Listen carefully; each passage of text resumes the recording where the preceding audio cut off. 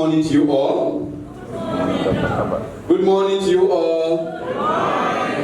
Unity is strength. Unity is strength. It's always a pleasure to be among colleagues of this noble profession.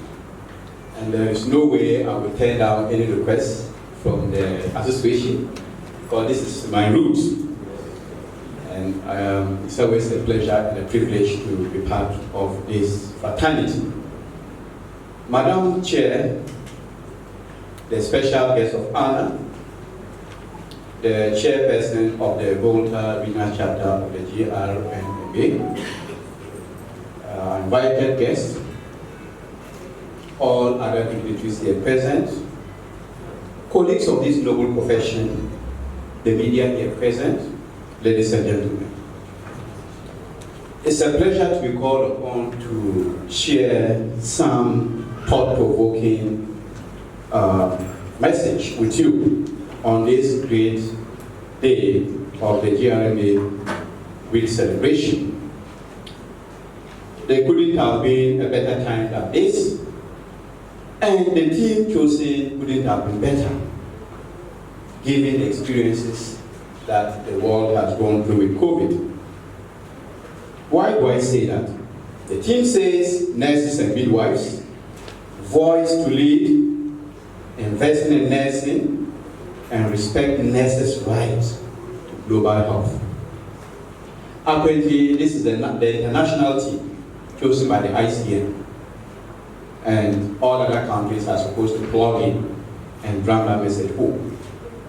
But as an academic and a researcher, I always want to go further.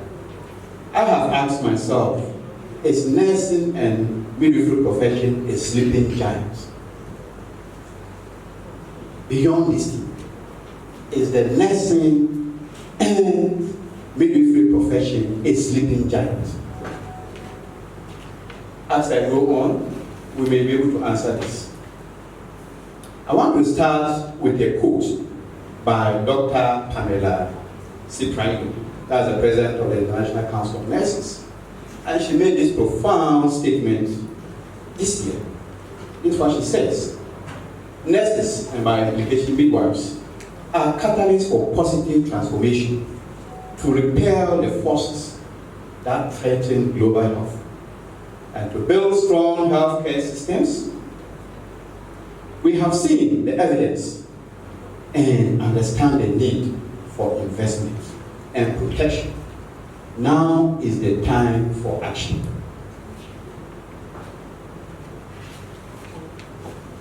This statement is very, very touching, especially given the state of nursing and midwifery today.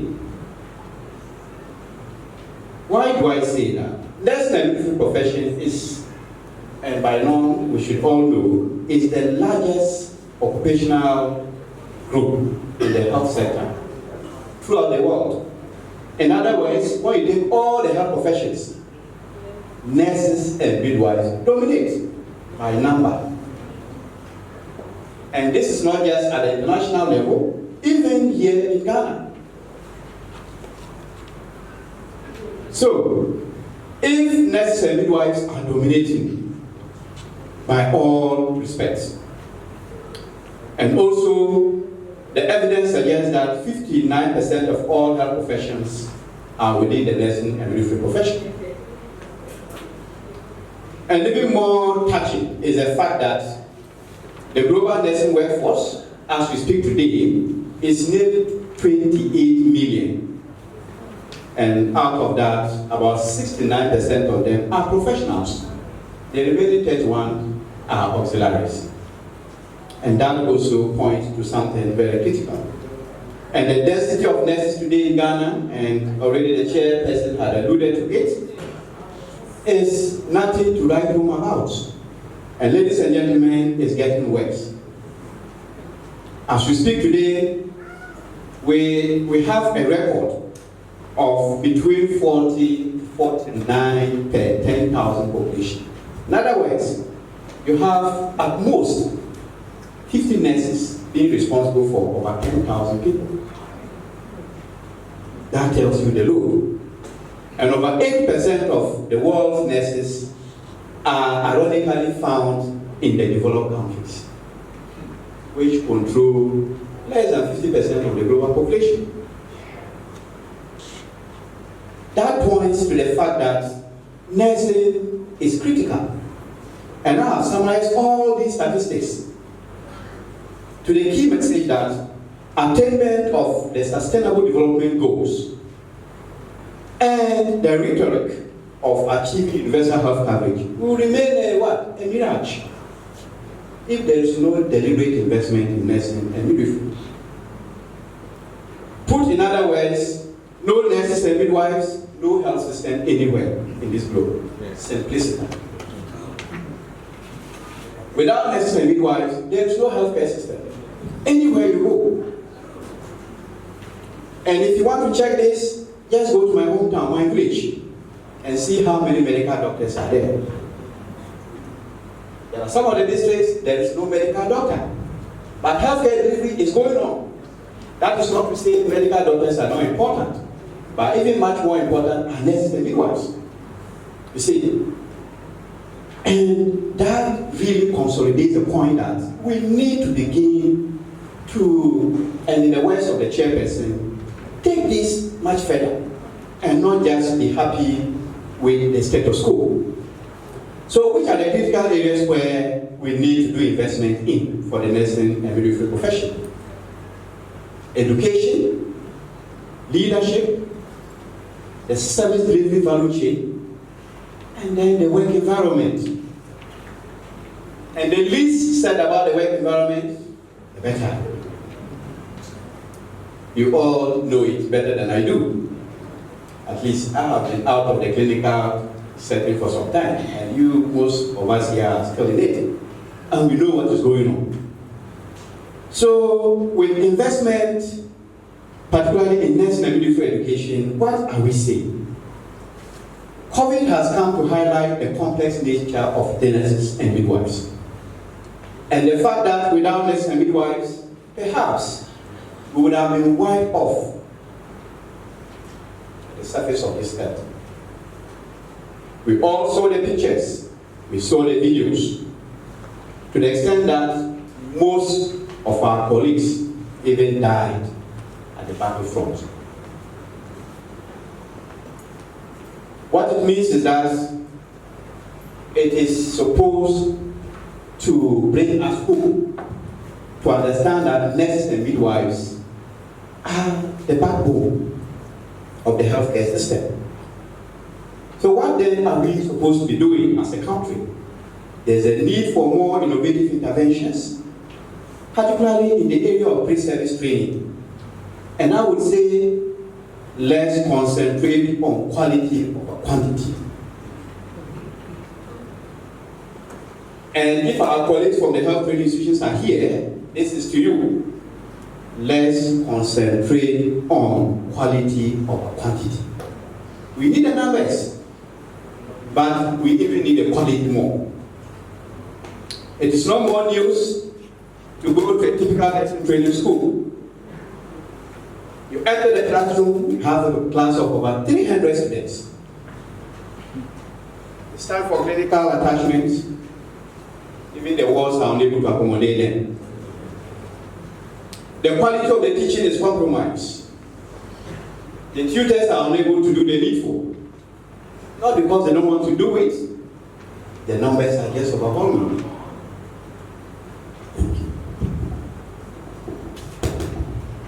The numbers are overwhelming. And me from the university sector, I can testify to this. Here in UHAS, it has always been a challenge. We fight between quality and quantity. But ultimately, just know that if you compromise quality, you may be a victim of it one day. So you don't want to compromise on it. And we need to begin to realize that until we deliberately invest in the quality of pre-service training we give to our young ones, then the profession has no future.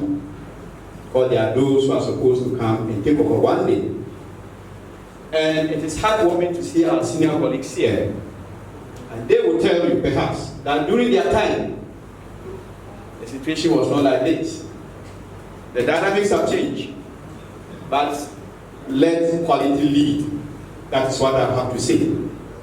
And even in line with that, there is a need for us, and this goes to the association. As a trade union, you need to also fight and be heard in the area of making a case for fair payment and remuneration structure.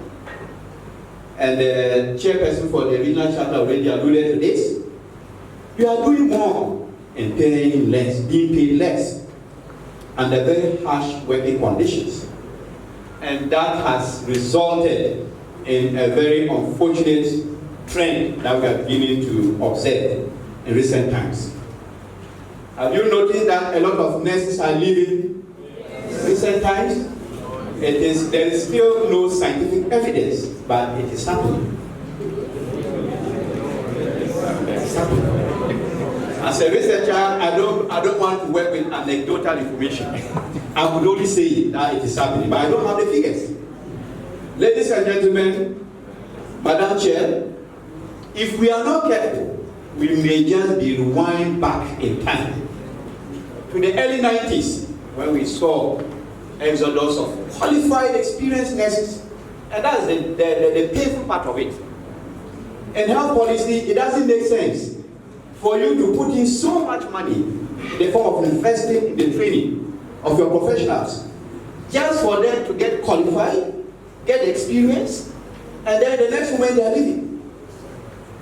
And you have to now recruit young ones who will come and really have nobody to learn under.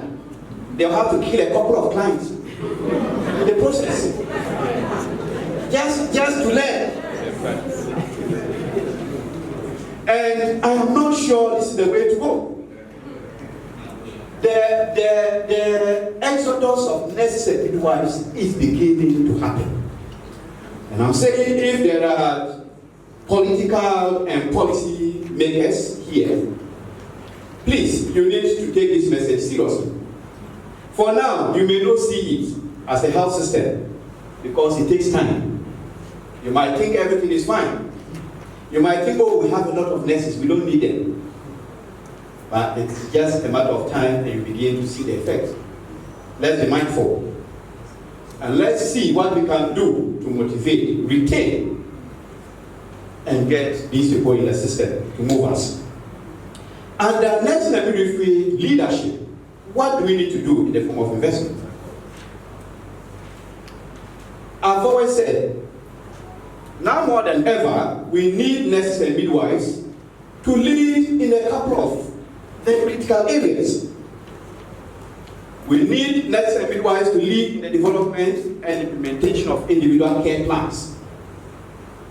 And again, somebody said that nurses should not just be the careers of others blindly.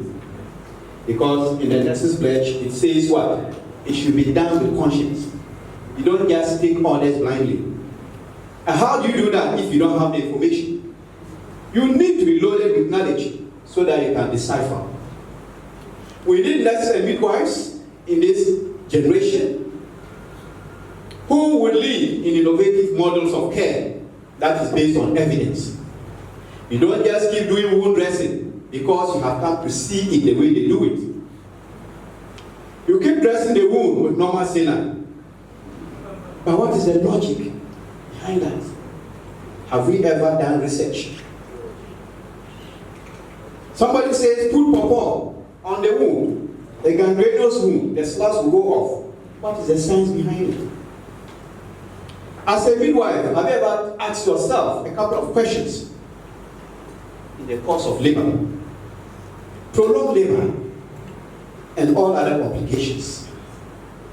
We need nurses who begin to lead in evidence-based nursing and midwifery practice. We need nurses and midwives who will be leading in terms of drawing together professionals from other disciplines. And that is what I call interprofessionalism. As a nurse, you need to learn to lead and garner the support of the medical doctor, of the pharmacist, the lab technician. You cannot succeed alone as a nurse or midwife. You need to work with others. Because you are not an island and you don't have all the knowledge. So when you work with people, it doesn't mean you are working for them. You are working with them. There's a difference. When you work with them, it means you are a team. When you sit and you only take the orders, then you are working for them. I will urge you to take the form, not the latter. Nurses and midwives should begin to lead in national and sub-national levels. I really get delighted when I see nurses now district directors of health service. Ladies and gentlemen, Madam Chair, if you read the current legislations, and that is the Act 25525 of the Ghana Health Service and Teaching Hospitals Act 1996, there is no provision in that act. You can go and read it. That says that the Director General of the Ghana Health Service must always be a medical doctor. It's not written there. I'm looking forward to that day to see a nurse or a midwife occupy that position. I expect the clap to be louder. I expect the clap to be louder. Again, in the same manner, go and read the act. It is not written that the regional director of health service must be a medical doctor. No. It's not. Go and read the act. It says somebody in the health profession. Where it is only specific is when it comes to the hospitals, where it says a medical superintendent. But for the rest, it is open. So nurses, why did you choose the lower level? You need to begin to cite yourselves. And we need to begin to identify that and come to the recognition that nurses can equally lead in the health system. Nurses have the ability, they have the capacity, they have the expertise, and they can equally do what others are doing. And if you want to know why we are concerned about leadership in nursing, again, in a report by the WHO in 2001, it says, and I quote, nurses, even though they control 59% of health workforce, are significantly underrepresented in global and national health leadership roles. This is sad news, and we should begin to change the narrative going forward.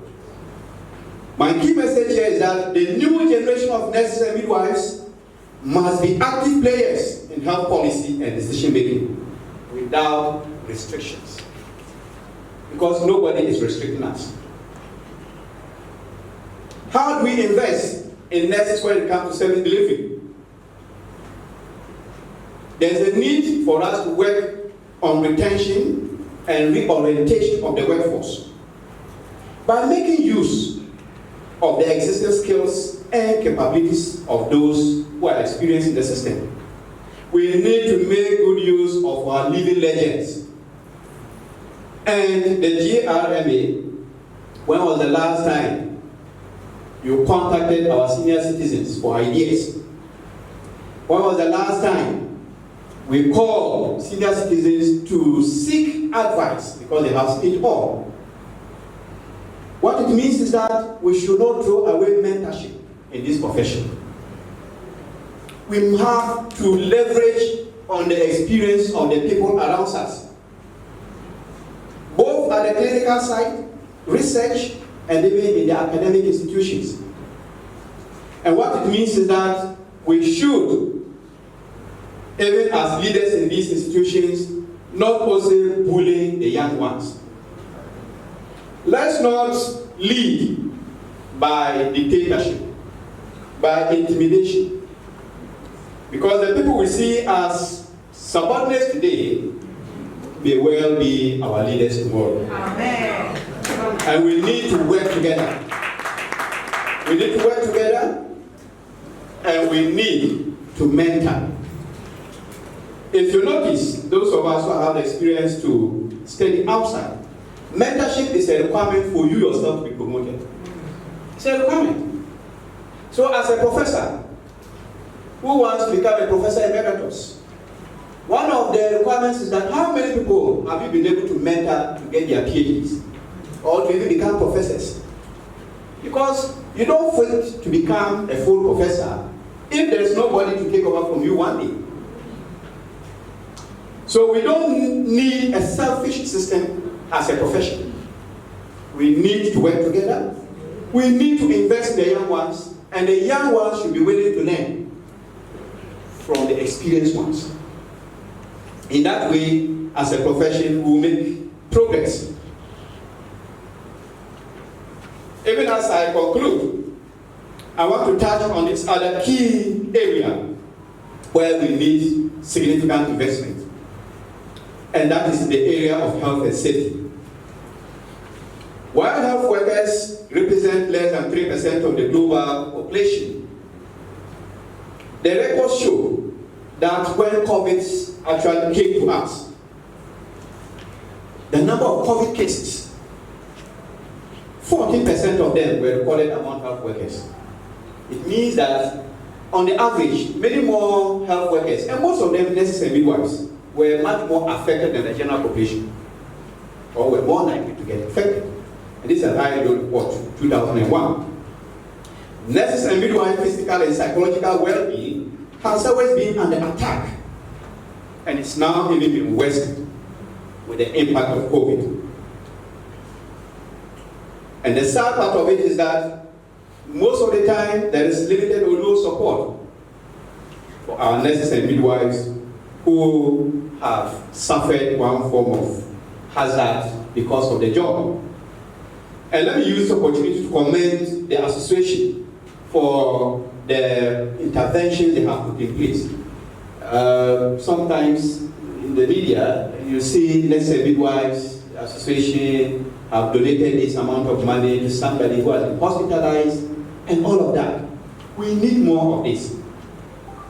So let's give the GRMA a round of applause for that intervention, because you would all agree with me that we cannot always depend and rely on our government for everything. The little we can do as a profession, let's do it to support ourselves. And when it comes to exposure to other forms of health hazards, 80% of healthcare workers often suffer from sharp injuries. What are the available interventions to support these people? We need to think more of that. We need to invest more into the health and safety. A lot of midwives go on retirement with scoliosis, spondylosis, lordosis here and there. What is the support for them? Even though they would have served their country right, what support system is there? Especially so when Senate contributions cannot guarantee you a much more comfortable retirement life. So the key message here is that it is time to fully recognize and address the inherent occupational stresses and burdens that nurses and midwives continue to suffer in the interest of serving their people. Madam Chair, ladies and gentlemen, I want to end by saying that we need to begin to respect the rights of nurses and midwives. That is the only way we can secure global health. If we don't do that, chances are that the aspirations of attaining the UN SDGs, and then even the universal health coverage mantra, would not be realistic. We are not likely to achieve those indicators. And indeed, the WHO recognizes this in their report on the state of the nurse in 2001. And at the current trajectory, these targets can only be achieved if there is deliberate investment in nurses and midwives right from the global, national, subnational levels. There's a need for prioritization of health as an investment and not as a liability. Because as a country, you can only develop and get wealthy if you are healthy. A sick person cannot be wealthy, and we all know this. We need to begin to take health and safety serious, particularly for nurses and midwives. And for leadership, there's a need for equal opportunity. And I had earlier indicated the current situation and what we need to do.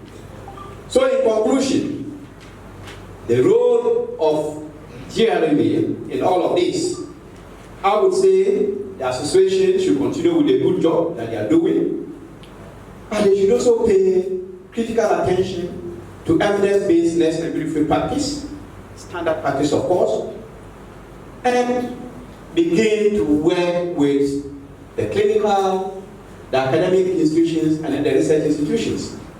And of course, the regulatory bodies, because you cannot do it alone. You need to work with the training institutions, you need to work with the hospitals, and you need to work with all other stakeholders. There's a need also to pay attention to quality nursing and midwifery, pre-service training, by initiating mentorship schemes, minor grant schemes for these young ones to motivate them.